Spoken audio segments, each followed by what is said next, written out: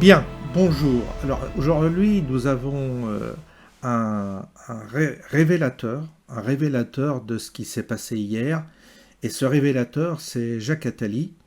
Le personnage en question nous a emmenés progressivement depuis, je dirais, 1981, l'élection de Mitterrand, nous a emmenés vers un destin mortifère pour la France. Il y travaille.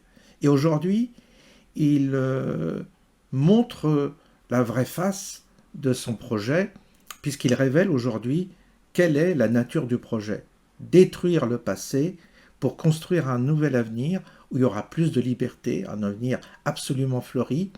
Il a collaboré avec Jack Lang, dont on connaît le dossier. Donc franchement, ces gens-là qui appartiennent à cette secte mystérieuse et occulte qui opère en France depuis certainement plusieurs années, mais en tous les cas qui est vraiment à l'œuvre depuis l'élection de la gauche, du socialisme, qui lui s'inspire vraiment de ces éléments, je dirais, occultes qu'ont vu leur aboutissement à la Révolution française.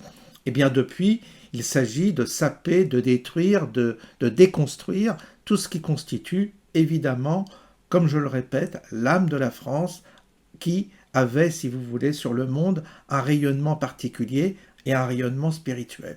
Quoi qu'on en dise. Parce que tout a été travesti à travers les livres d'histoire et à travers l'interprétation historique de ce qu'a pu faire la France, eh bien, beaucoup de choses ont été travesties et ont toujours été montrées sous le mauvais jour.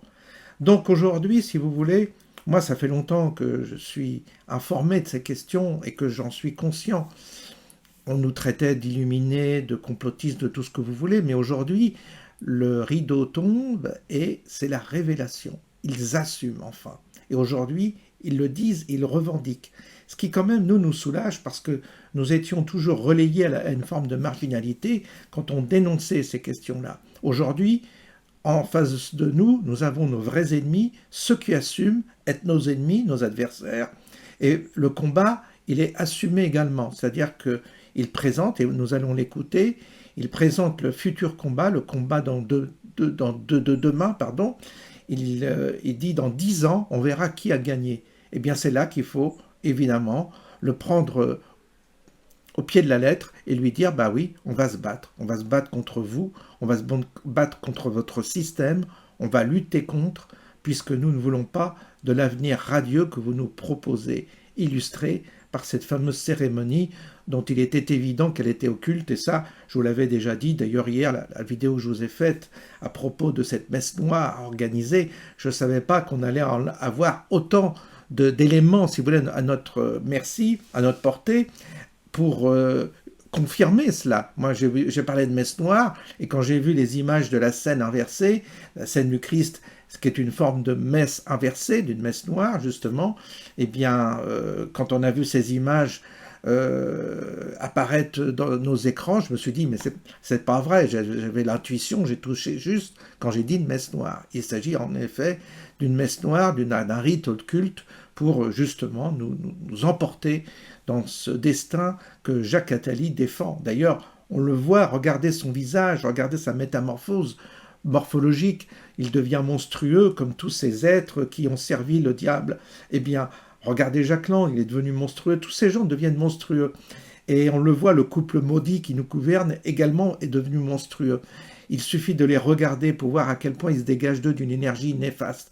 C'est pour ça que les images, je ne les reprendrai pas pour ne pas diffuser cette profanation qui a été une œuvre maléfique qui a été diffusée hier à travers le monde. On écoute Jacques Attali. On va écouter et puis ensuite on conclura. Que retiendra-t-on dans 10 ans de cette cérémonie d'ouverture des Jeux Olympiques de 2024 ?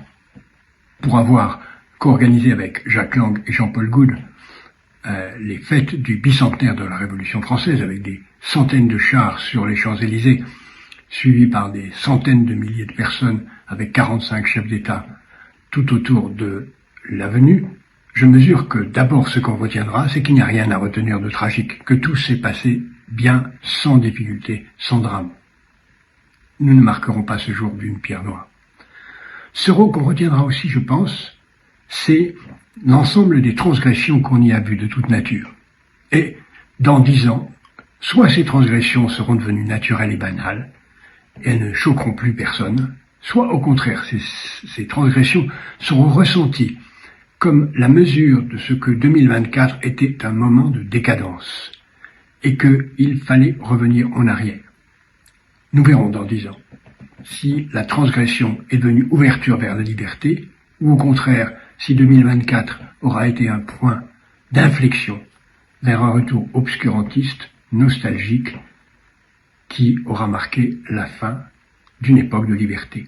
Je ne pense pas que le pire soit le plus vraisemblable. Je pense au contraire que ce qui s'ouvre ici est une période où la France aura ouvert une voie.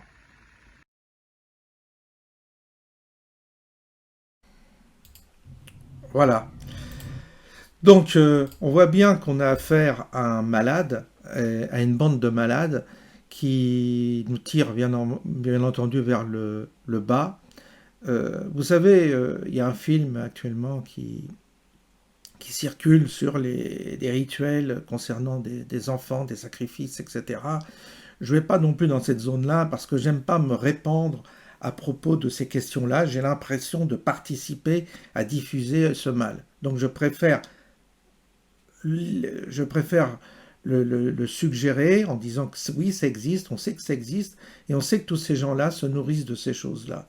Moi, ce que je peux vous dire, c'est que le combat, il est réel. Et on est vraiment dans une période de combat où il va falloir tremper sa chemise parce que c'est là qu'il va falloir se battre. On a en face de nous un adversaire qui ne nous fera pas de cadeau.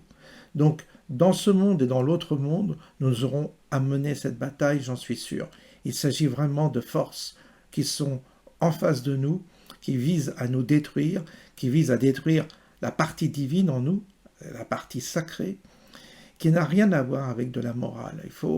C'est au-delà de la morale. C'est pour ça que le schéma qu'il présente comme une forme de retour à l'obscurantisme d'hier est un schéma qui est totalement faux. Il n'y a pas une force progressive contre une force réactionnaire. Il s'agit de basculer dans une autre dimension qui dépassera ces deux paramètres, je dirais. Donc on est vraiment là dans un combat spirituel incarné par ce type qui œuvre en France depuis bien longtemps, qui dirige la France et qui pilote la France depuis bien longtemps. Ces gens-là appartiennent, comme je vous l'ai dit, à des sectes, à des réseaux, à des mouvements occultes qui consistent à détruire, bien entendu, la France, qui était elle-même un phare spirituel pour l'humanité, traversée, bien entendu, par le christianisme, mais pas que. Donc nous avons en notre sein quelque chose à défendre, c'est le fameux Graal. Eh bien, c'est à nous de savoir à nous déjà, pardon, de choisir notre camp et de savoir ce que nous voulons pour notre avenir et l'avenir de nos enfants, ici dans cette dimension, mais dans l'autre dimension également. C'est pour ça que ce combat est un combat de longue haleine et qui ne se terminera pas ici sur cette terre. Nous sommes liés au monde invisible et je suis persuadé que nous devons collaborer avec ce même monde invisible pour nous battre contre les forces du mal. Je résume, si vous voulez, les choses comme ça, dans un langage un peu simpliste, mais je ne suis pas là non plus pour avoir un discours sophistiqué sur l'ésotérisme, etc. Aujourd'hui, eux, ils simplifient, à nous de simplifier aussi. Donc, eux sont les forces du mal, nous devons nous attaquer aux forces du mal. Point.